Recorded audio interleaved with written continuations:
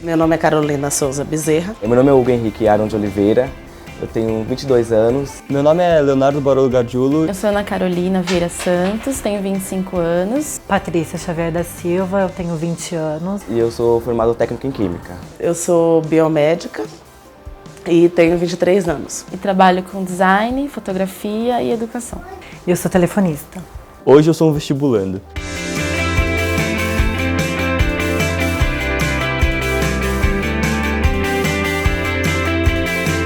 A vida de um vestibulando de 17 anos tem muitas pressões.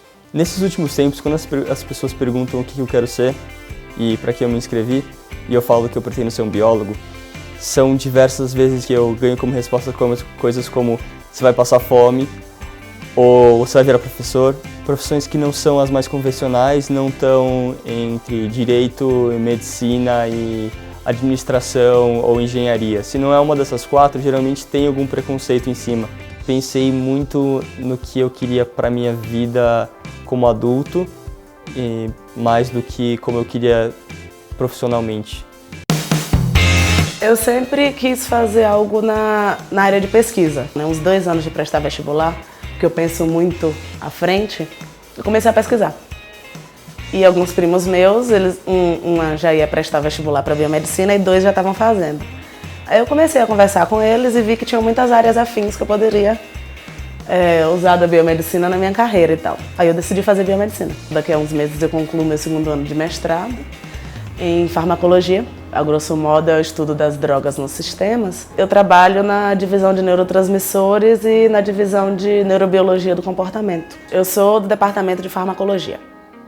Então, dentro do meu departamento, que é o de farmaco, tem várias subdivisões, né? Das 2 subdivisões que eu participo, durante a nossa reunião, eu sou a única pessoa negra presente.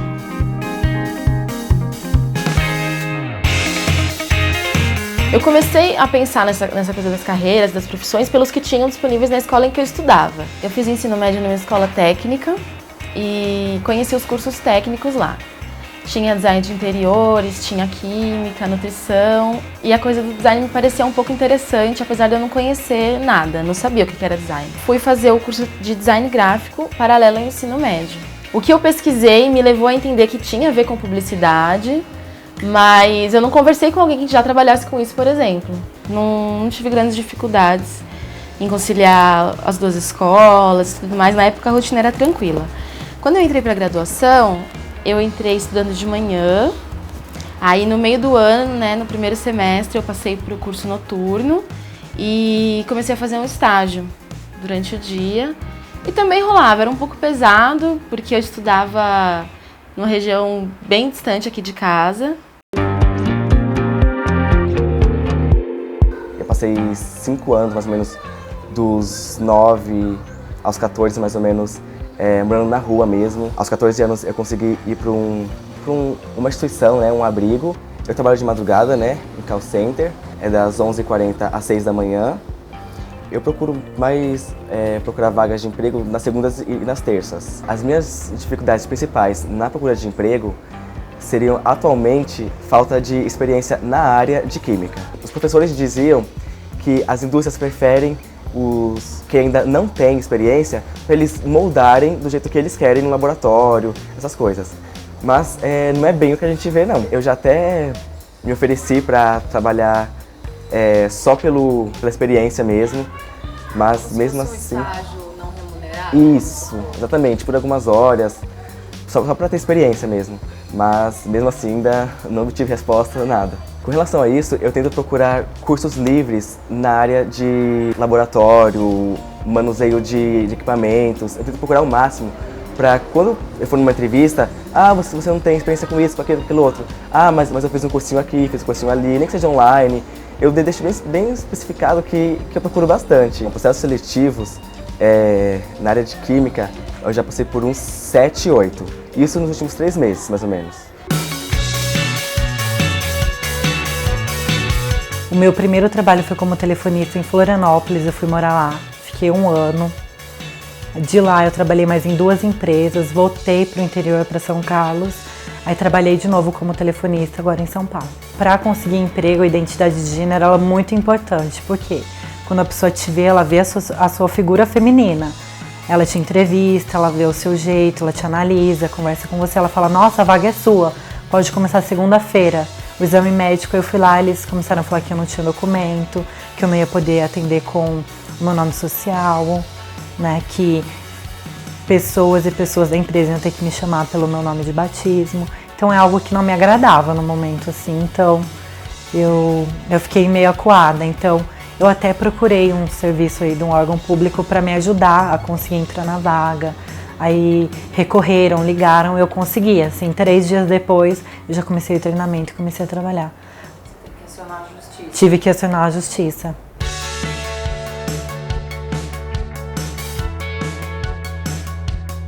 Se a gente considerar o que hoje é chamado de jovem no Brasil, né, a faixa etária de 15 até 29 anos, a gente tem mais de 50% dos jovens que estão ou trabalhando ou em busca de trabalho. O desemprego entre os jovens é mais do que o dobro do desemprego entre os adultos.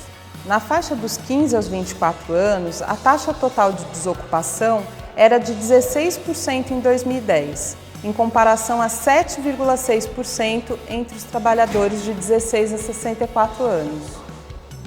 1 em cada 5 jovens de 15 a 24 anos não estuda, nem trabalha, nem estão procurando emprego.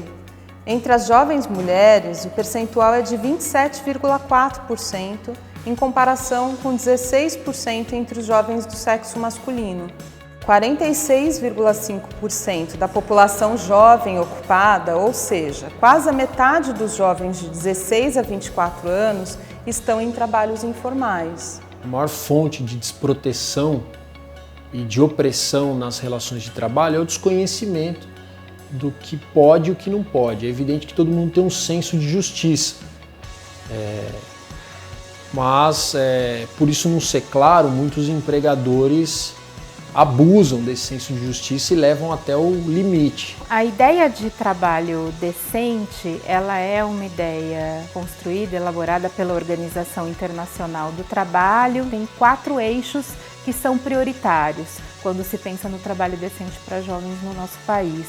Em primeiro lugar, o acesso a uma educação de qualidade. Em segundo lugar, a possibilidade dos jovens conciliarem trabalho, estudos e vida familiar.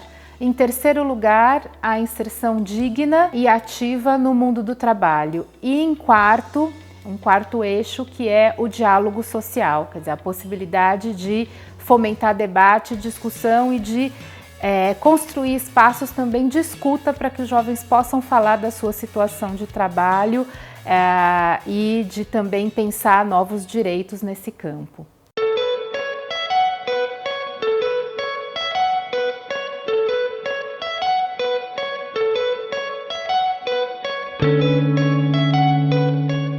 Então, jovens mulheres e jovens negros são mais desempregados, representam mais fortemente a experiência do jovem desempregado do que a população branca e a população masculina. E quando essas duas coisas se articulam, aí o negócio pega. Por quê? Porque os nossos indicadores mostram que, sobretudo, as jovens mulheres negras são aquelas que mais enfrentam dificuldades de conseguir postos de trabalho. É uma situação um pouquinho mais complexa quando eu estou falando de jovens mulheres que são mães. Entre as mulheres jovens de 15 a 24 anos de idade, que não estudavam e nem trabalhavam, quase metade, 48,3%, era de mães.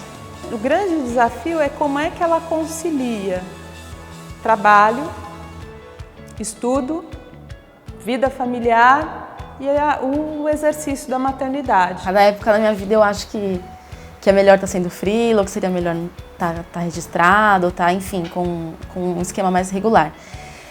O lado bom, como eu sou mãe, é de eu estar próxima da minha filha, de eu conseguir organizar minha rotina para fazer um passeio numa quarta-feira. O lado ruim é que quando ela fica doente, por exemplo, eu não tenho muito como organizar meus afazeres e apresentar um atestado, por exemplo, né? Então, tem esse lado difícil da rotina. Não por acaso, uma das agendas das jovens feministas, das jovens mulheres que se articulam em torno de movimentos sociais, é chamar a atenção de que é necessário também pensar em espaços que as crianças possam ficar à noite. Pelo fato de ser jovem, já percebi que frequentemente a pessoa menospreza o seu trabalho e eu já passei até por uma situação de eu ser acuada. Então, você acha que o seu trabalho vale isso mesmo? Isso é assédio moral. Esse site foi criado pela Margarida Barreto, né, e logo ela me convidou para a gente fundar esse site, trabalharmos juntos. Ele presta informações, né, então a pessoa pode escrever, narrar seu caso, é colocado, o sigilo é absoluto e acaba sendo uma fonte bastante grande de pesquisa. Você pode, o seu chefe, o seu patrão, tem o direito de pedir para você trabalhar. Como é que eu vou fazer isso? De forma respeitosa, né? Sem humilhar, sem discriminar, sem colocar o sujeito para baixo. Então é o chefe, o colega de trabalho que, sem o consentimento do trabalhador ou da trabalhadora, dirige piadinha, dirige a ela ou a ele insinuações sarcásticas, faz pequenos convites, né? E mesmo essa trabalhadora ou esse trabalhador comunicando o seu incômodo com relação a isso, isso permanece, se perpetua e avança para situações mais violentas que envolvem contato físico. Então a primeira coisa que vem na nossa cabeça é isso. Por exemplo, existe um tipo de violência que eu chamo de racismo institucional, né? Que é muito comum em algumas organizações ou alguns espaços de trabalho aqui no Brasil, que é o seguinte: a menina tem lá o seu cabelo crespo, black power ou não, tal, mas tem lá o cabelo crespo dela e ela frequentemente lida com certas insinuações de que o cabelo dela não é apropriado para aquele espaço institucional. O princípio da dignidade é fundamental no direito constitucional. Quer dizer, se você tem um procedimento no mundo do trabalho que fere princípios da nação, da Constituição, o que a Constituição é? Uma carta magna, né? É uma carta maior. Então, quando você vai contra ela, você vai contra os princípios civilizatórios. Claro que a mudança do país tem que partir e envolve necessariamente a mudança das relações de trabalho. É com esse espírito, com essa perspectiva que o jovem deve continuar a buscar informação, organização coletiva, né? E no limite as instituições que aí estão postas, a lei, o Ministério Público, órgão fiscalizador e ações judiciais, recorrer ao judiciário para garantir os seus direitos lesados. A escola, por exemplo, é fundamental que ela olhe para o estudante, né? Muitos dos seus estudantes são também trabalhadores e vivem condições específicas de trabalho que podem ter no espaço escolar um lugar importante de discussão.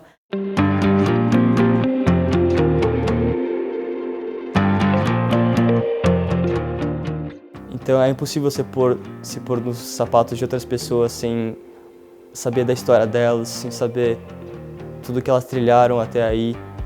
A gente simplesmente não sabe de quais são as condições que as pessoas passam para tentar entrar nos meios que são teoricamente democráticos. A minha mensagem para a juventude trans de hoje é que a pessoa não se sinta oprimida pelo que ela é, porque o problema não está com ela. O problema está com uma coisa que a sociedade impôs para todo mundo, assim. Se ela não tem o apoio da família, ela tem que procurar se apoiar em si mesma e nas leis que tem hoje que defendem. Não são muitas, mas a gente tem que procurar, tem que dar uma pesquisada, porque querendo ou não tem. O mercado de trabalho no Brasil coloca uma realidade desafiadora para o jovem brasileiro, mas esse jovem vem mostrando que enfrenta esse desafio de cabeça erguida e o propõe a mudar essa realidade. As próprias manifestações de junho de 2013 revelam isso. A maioria dos jovens que lá estavam pertencem a esses setores da economia menos protegidos. Os meninos e as meninas, eles têm força sim para combater o assédio moral. Até porque, se eles têm energia para trabalhar, se eles têm energia para cumprir as metas, ele tem energia para combater o assédio. Mais do que isso, ele acredita mais do que nós que o mundo melhor é possível.